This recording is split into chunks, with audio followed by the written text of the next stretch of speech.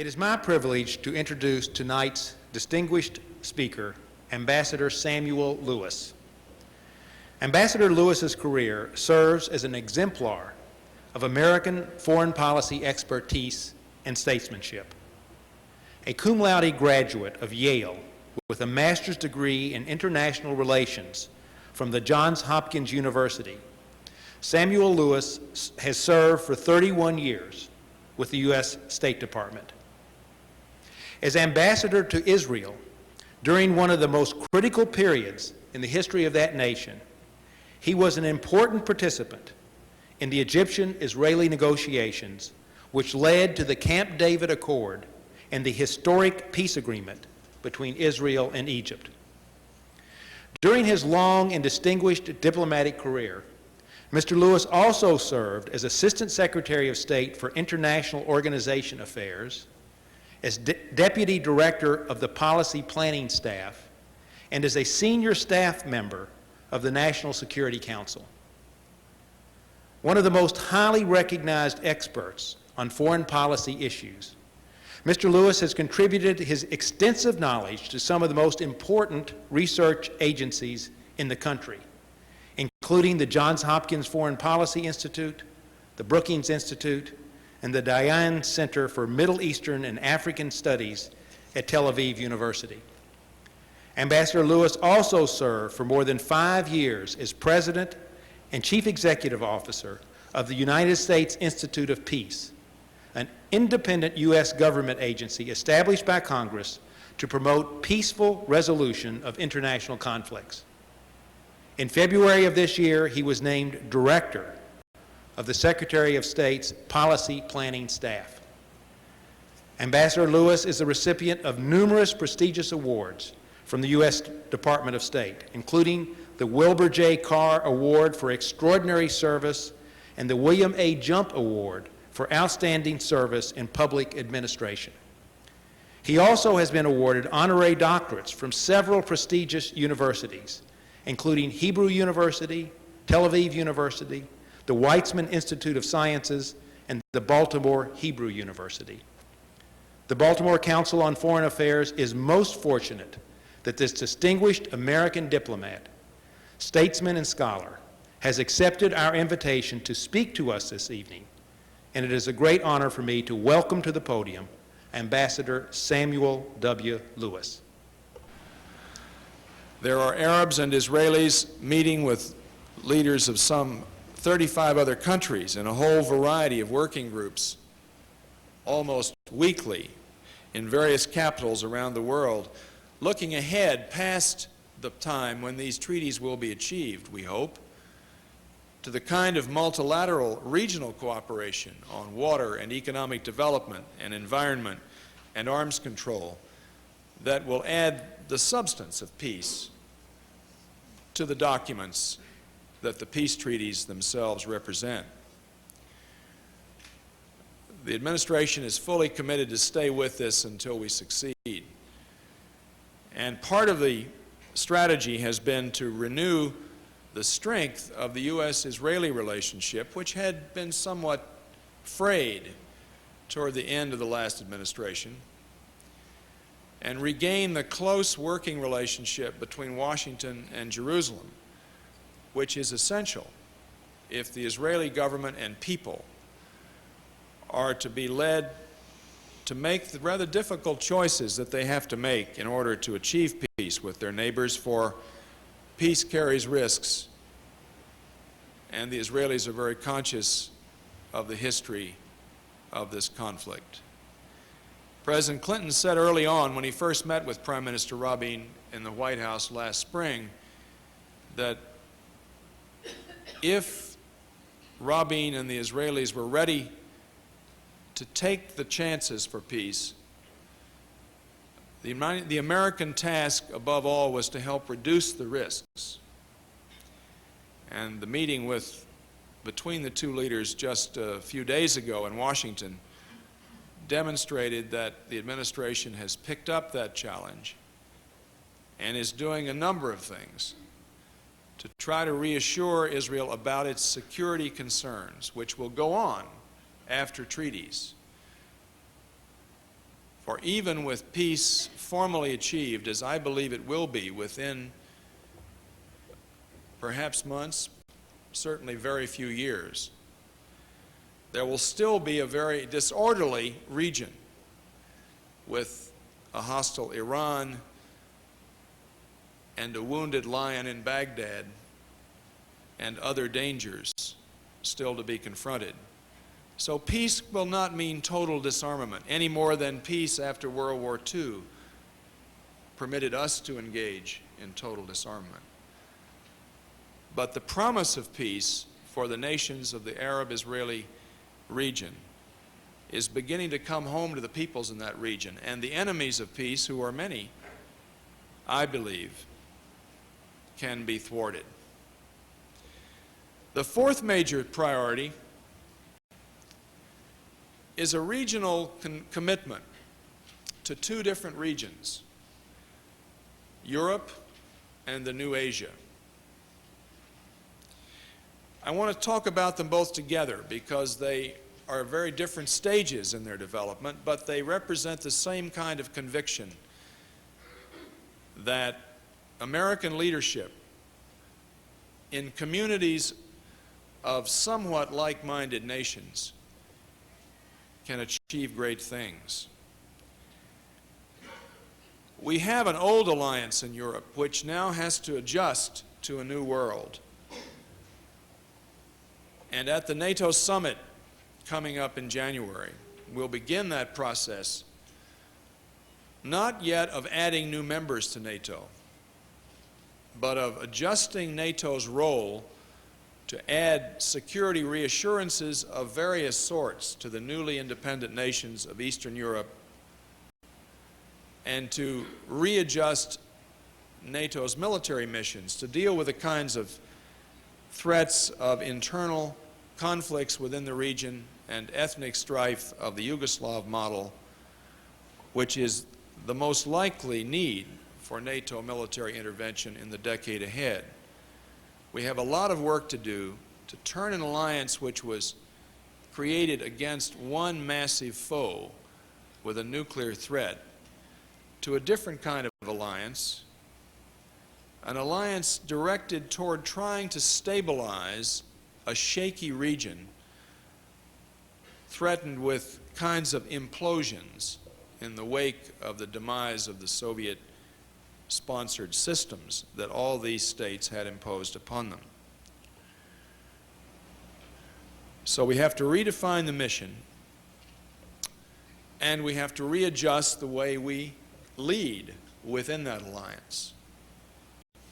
The United States will remain central, and without us, Europe cannot find a way to deal with its new era as clearly demonstrated in the Yugoslav debacle.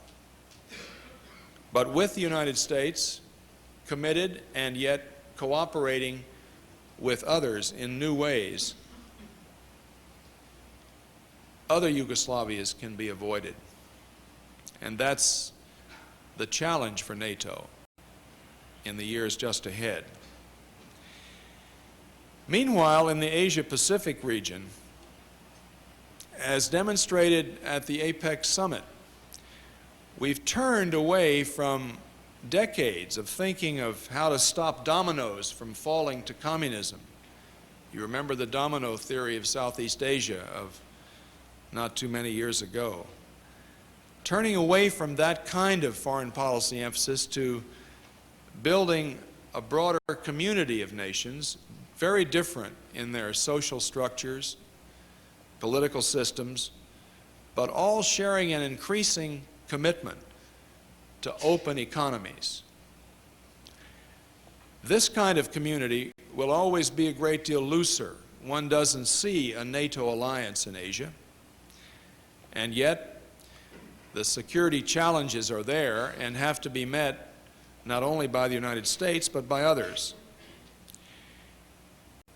There are at least 4 security challenges in the Asian region, and we're just at the beginning of finding ways to cooperate beyond our bilateral military alliances with Japan and Korea to counter them.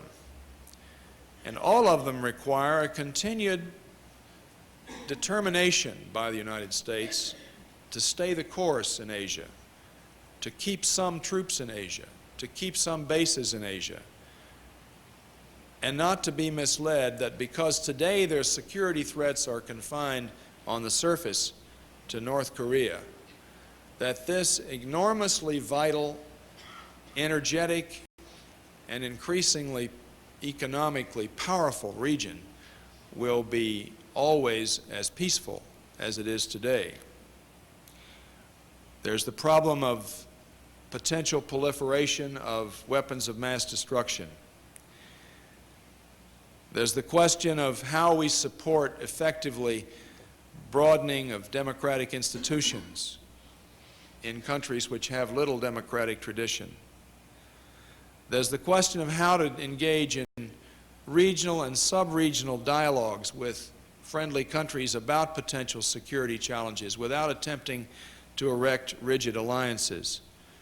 And above all, there's the point of convincing our Asian friends that we are anxious to be economic partners, ready to stay the course in security terms where we have commitments,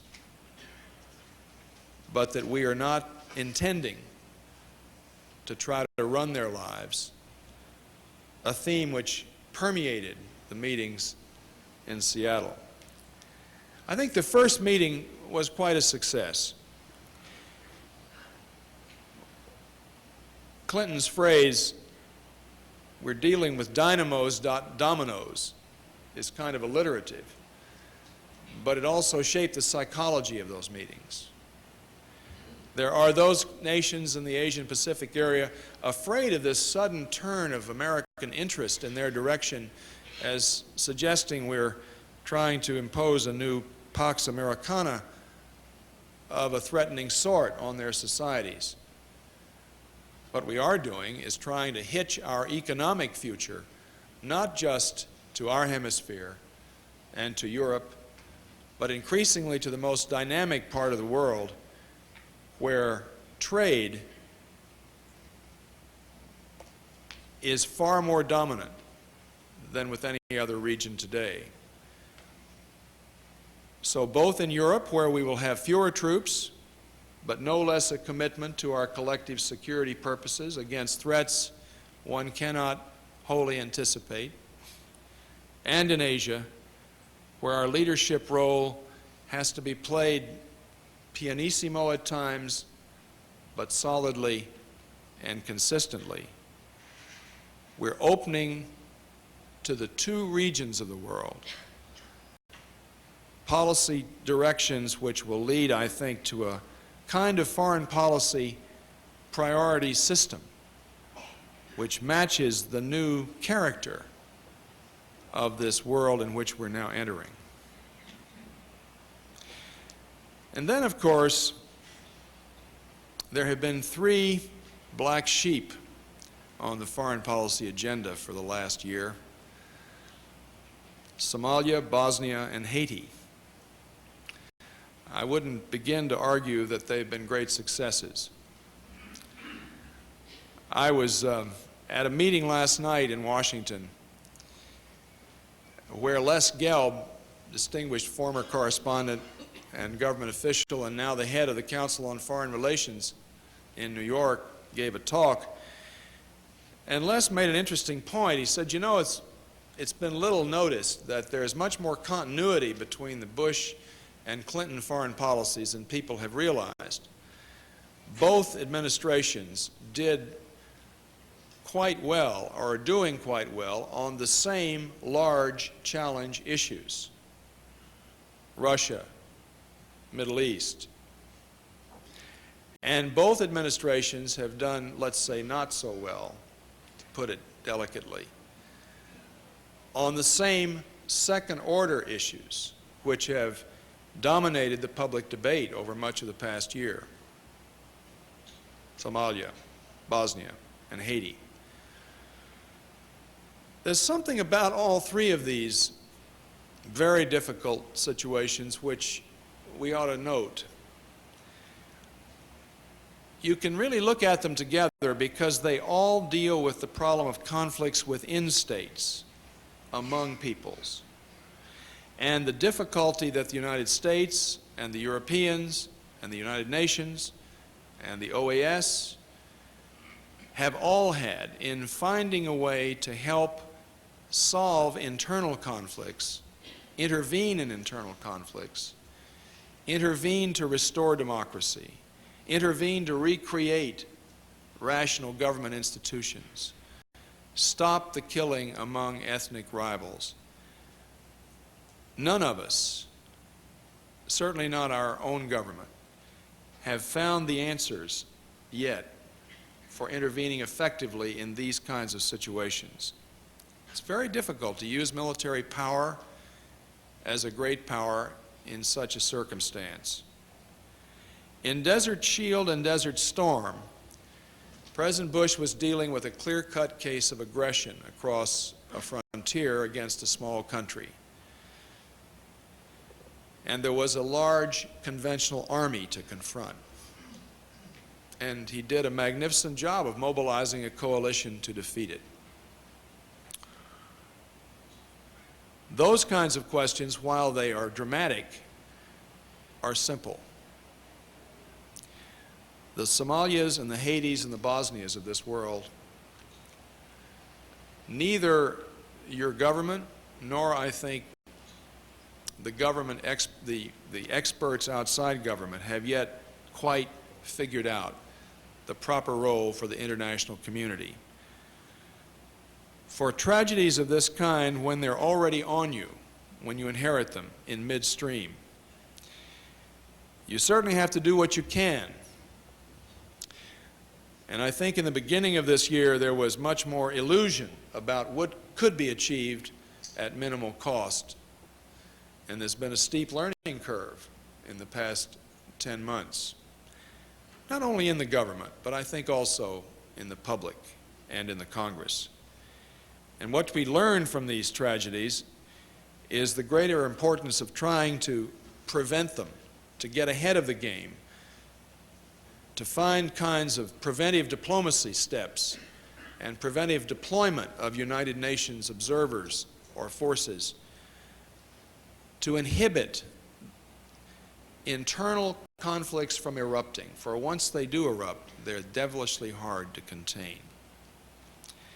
And another lesson that I would draw, a rather simple lesson, is a little force applied on the strength of an international mandate early in a crisis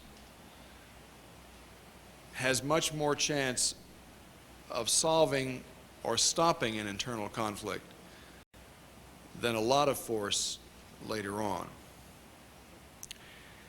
The sixth priority area is non-proliferation and some other global issues which in increasing ways will shape the nature of our world in the decade ahead.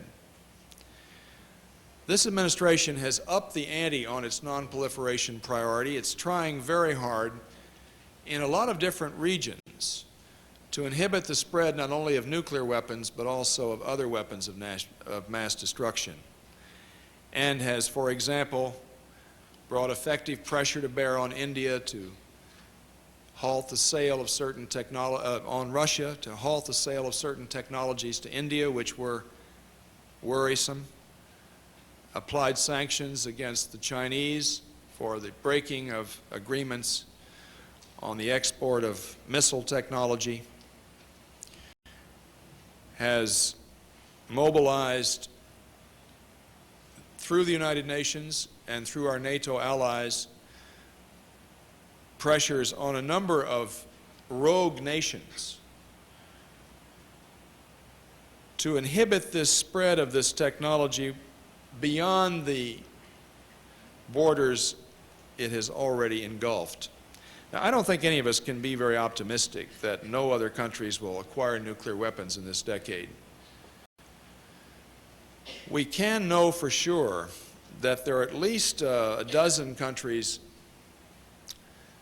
who have less of a stake in the world order system as it currently exists, and who have the wherewithal to acquire weapons of mass destruction and to use them against their neighbors in blackmail or in other ways that can bring enormous risks, not just to that region, but perhaps indeed to Americans' direct interests.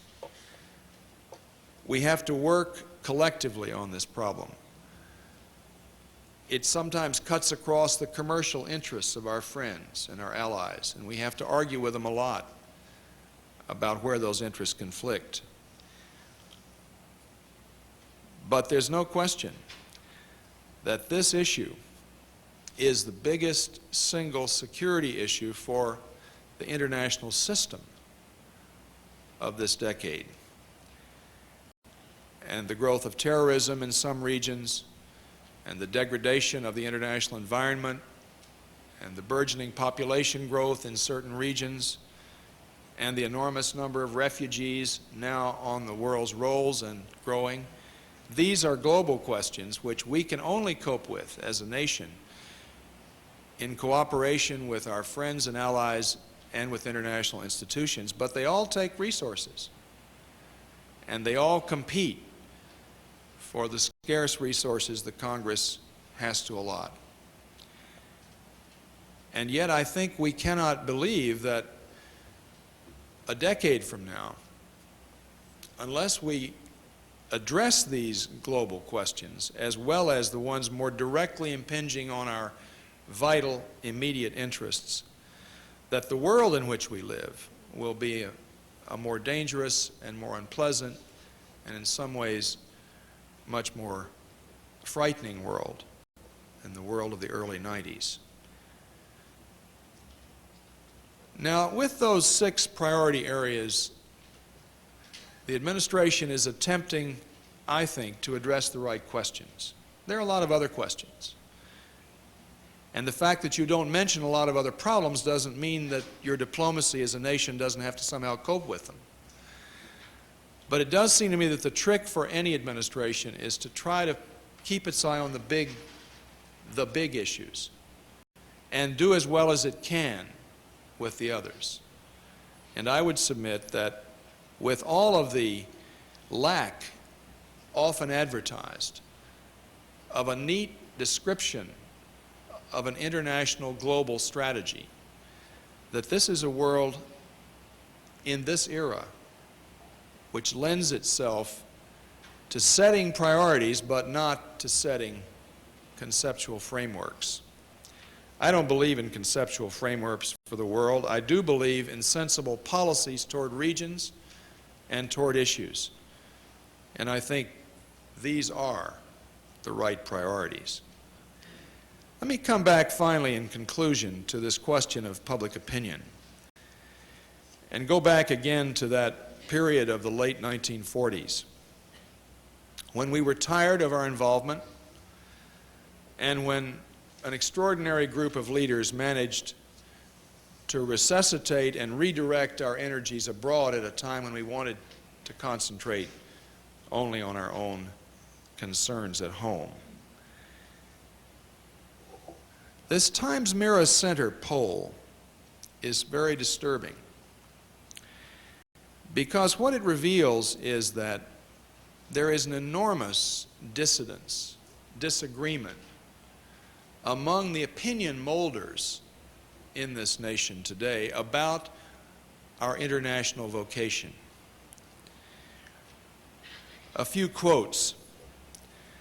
The post-Cold War world has made the leaders dubious about whether many of the ideals that have guided the foreign policy of the United States for half a century can still do so today. Without a common challenge, they rally to no common cause.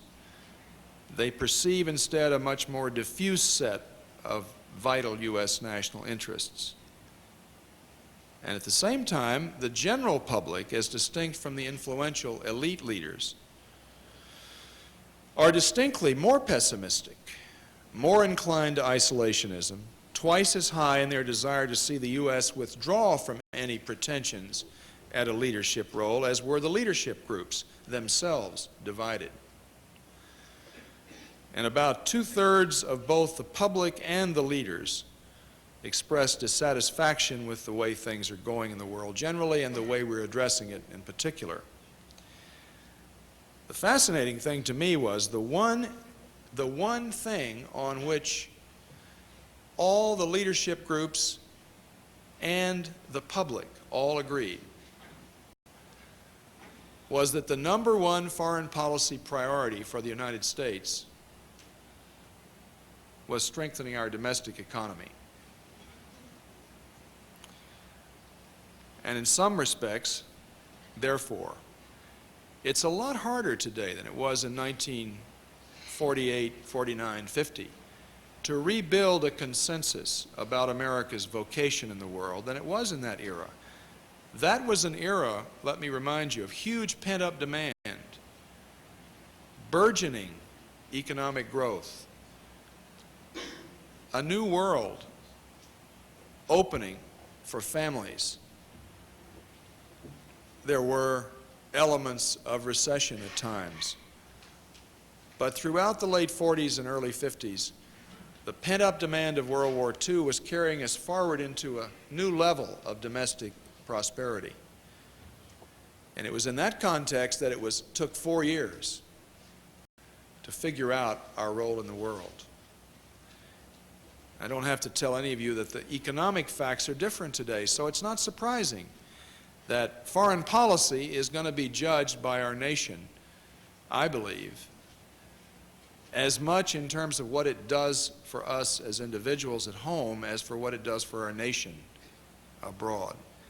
And the challenge for any president, and especially for this president and those of us who serve him, is to find a way to keep that priority of our nation infused in the handling of the foreign policy challenges that are our normal agenda. And I would again pose the challenge to all of you. As you think about foreign affairs and the new world of disorder and the pent-up demand of unmet social needs at home, help us understand, help everyone understand that we can only solve the problem of rebirth at home in an open, trading, market-oriented, cooperative world. That's the world of the future. And it's the world, I believe, we're now entering. Thank you.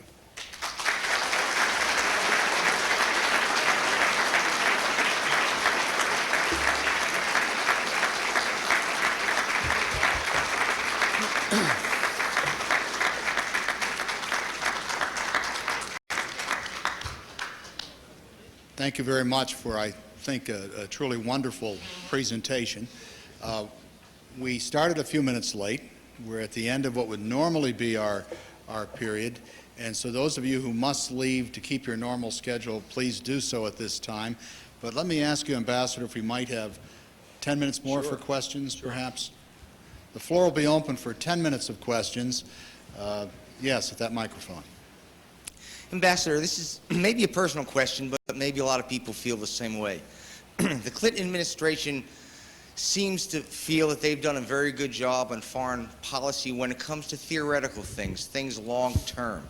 Yet, I personally worry that foreign policy that deals with day-to-day issues, Somalia, Bosnia, Haiti, they failed at. When it comes to decisions that have day-to-day impact, they're not doing a very good job. I'm very scared with North Korea. The Clinton administration doesn't have a good record on issues that affect day-to-day issues, and they seem to be just letting the North Korean issue and proliferation almost go unmentioned. They're doing nothing on hard, solid push. They're just letting the North Koreans do what they want while they seem to work maybe behind the scenes, but it's not working. What are they going to do in 6 months?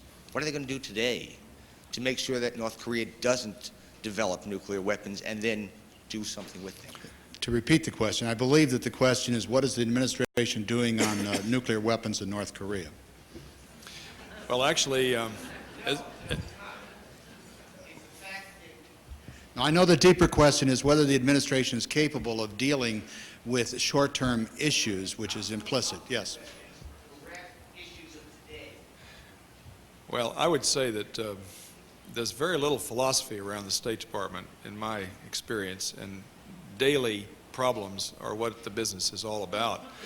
As far as North Korea is concerned, I said that it is the #1 security issue in Asia, without perhaps in the world at the moment. The #1 danger, certainly in the proliferation area. And there has been and is today an extremely energetic effort combined with the International Atomic Energy Agency, with close consultation with the Chinese and the South Koreans, to bring home to the North Koreans the importance of backing away from the decision they announced last spring of withdrawing from the Nuclear Proliferation Treaty. A combination of carrots and potential sticks are being used. There's some very tough negotiation going on right now, today, next week, last month. The question of North Korean intentions is a kind of a tricky one. The intelligence community is quite divided, I would say, in their assessment of those intentions. There's no question that the North Koreans, no question in my mind, that the North Koreans have been engaging in a nuclear program looking toward acquiring a bomb. They may or may not have yet gotten one. The likelihood is not yet, but not terribly far off.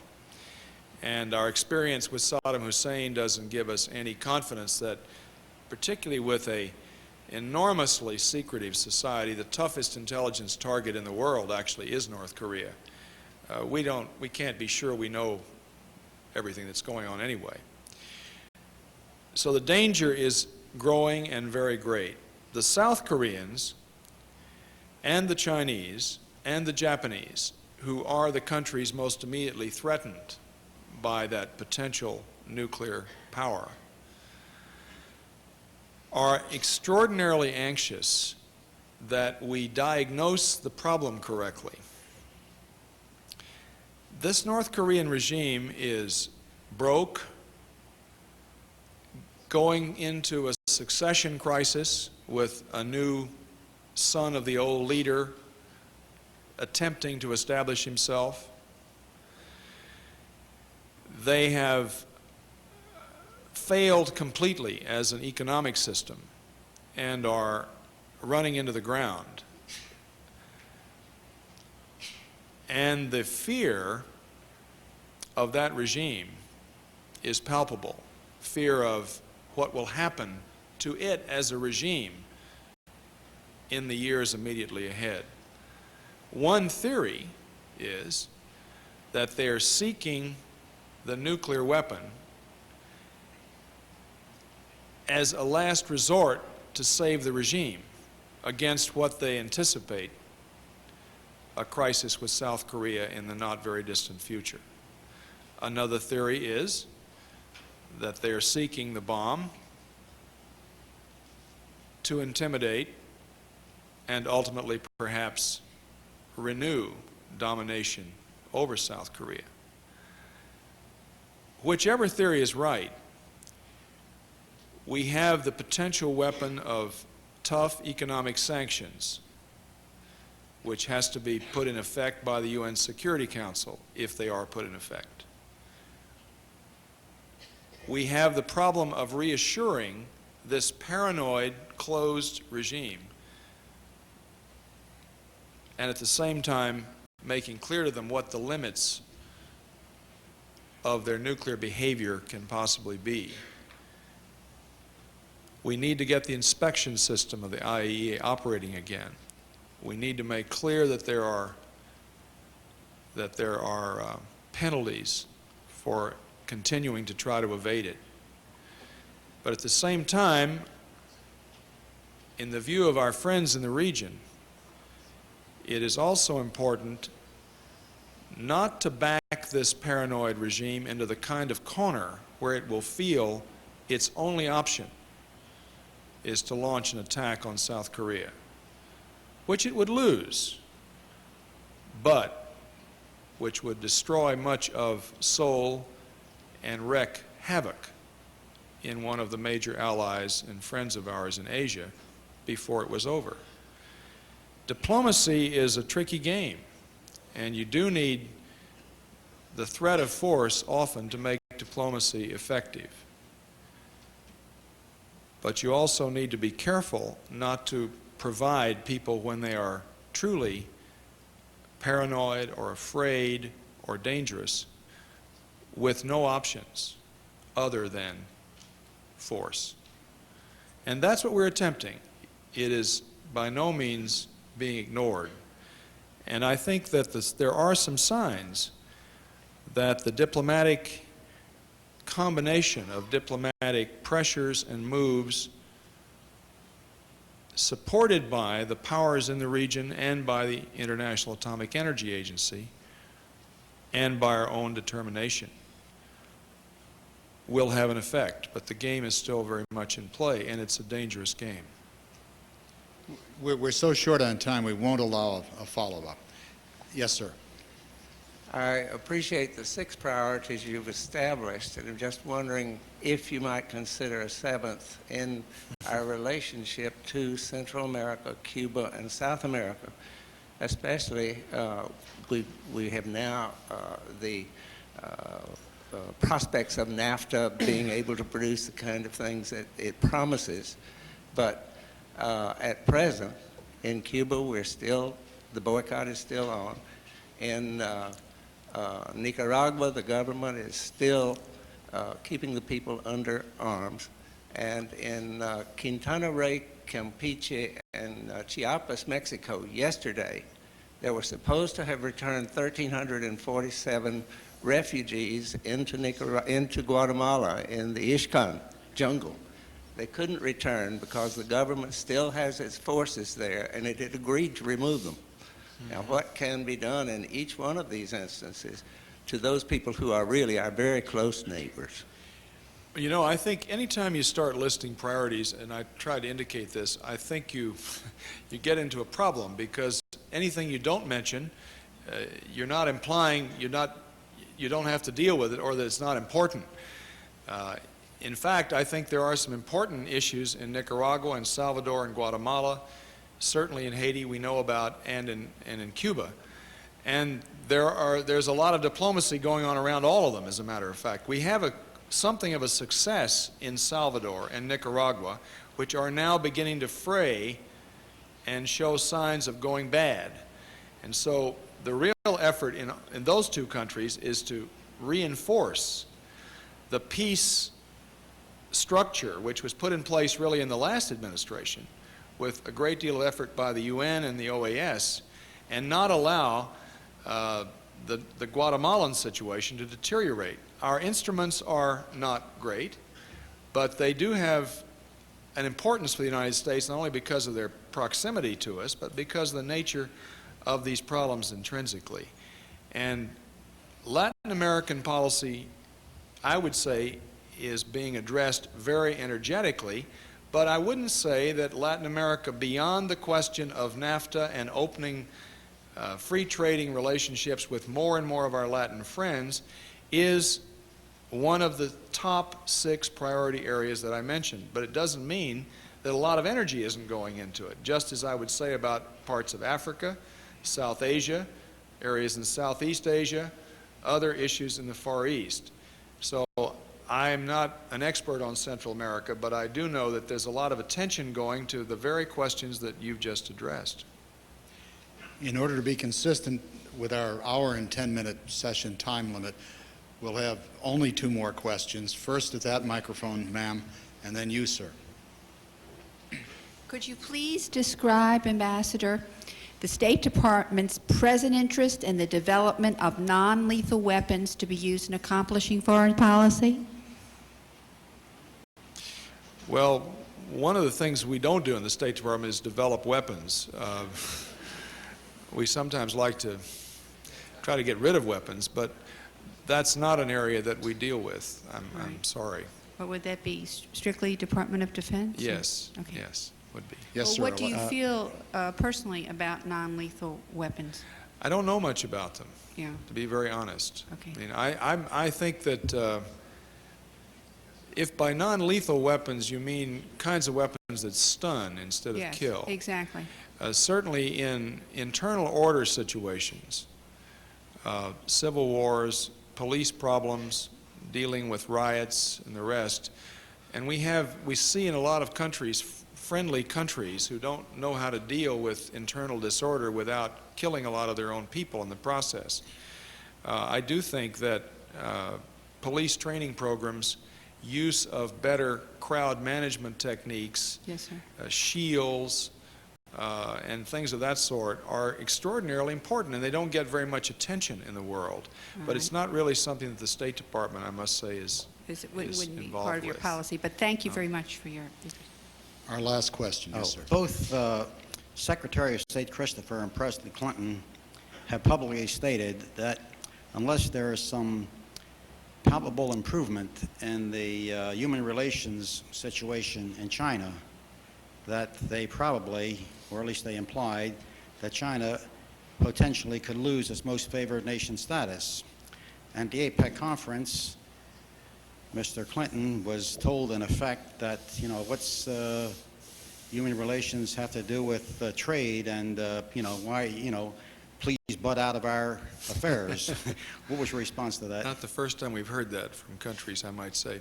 The whole effort begun under President Carter, carried forward under President Reagan, and certainly under President Clinton, to make human rights observance a major objective to try to promote around the world is one that a lot of other nations have resented. It's had a lot of support, incidentally, in the Congress and in the American public. American public has seemed to feel that it is an appropriate part of our foreign policy to promote democratic values and human rights observances. But I think Americans are too practical people to believe that you can preach those everywhere all the time and expect other countries to fall in line and ignore other issues between our countries. So there are going to be conflicts in our goals. Economic relationships and strategic relationship with China, the biggest country in the world, is clearly a very important problem for the United States. And business opportunities are important in the future of our trading relationships in Asia.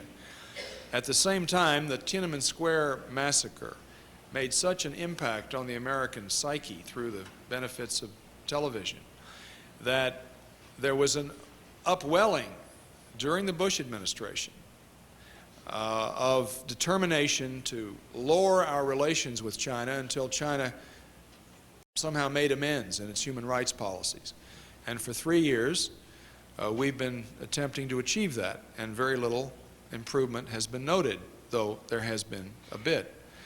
Last spring, when the new administration came in a review with many members of Congress who are very concerned about this issue, the question of what benchmarks to establish if we were to continue the most favored nation treatment of China's economy, which has to be renewed every year under the congressional legislation, what kind of tests would be applied to it was very vigorously thrashed out within the executive branch and with key members of Congress.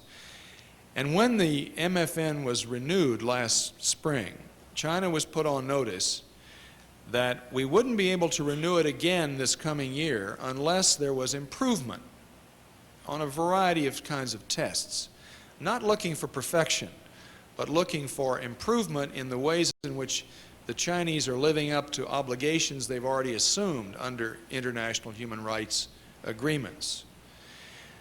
And this point has been made repeatedly to the Chinese over the last few months, most recently by Assistant Secretary Shattuck when he was in China, and by the President in his meetings in Seattle.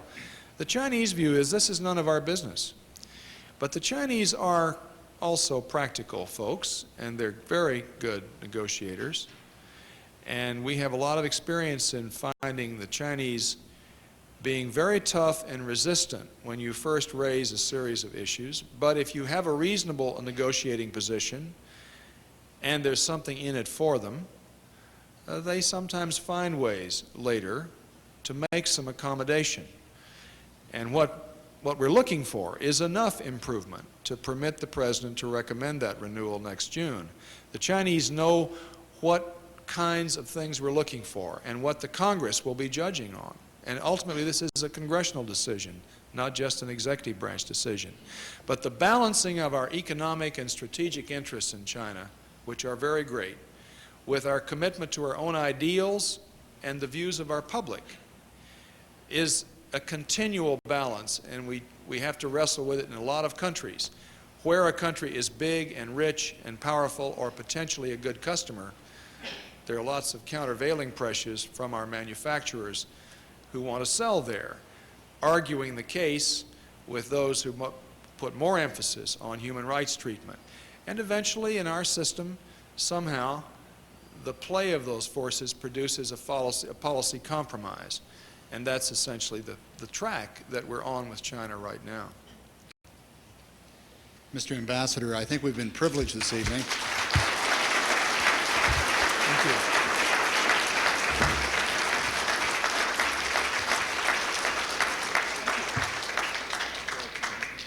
To hear what I think was a very important statement going right at the heart of the fundamental question of trying to get a feel for the underpinnings of our foreign policy. I think it's been a very special evening. All of you have been a very good audience. Thanks for being with us.